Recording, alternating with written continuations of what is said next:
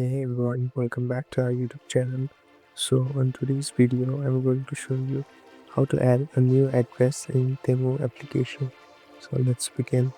First of all, open your Temu application.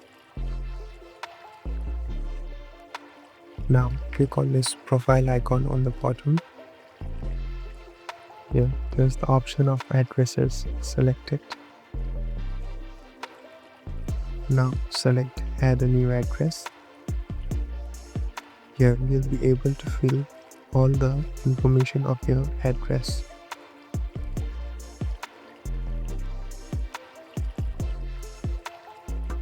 You can directly search your address here.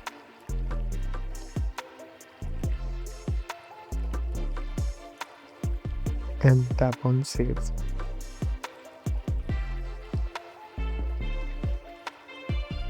So the address has been added. Now all the orders can be placed and received in this address. Thank you for watching. I hope it helps.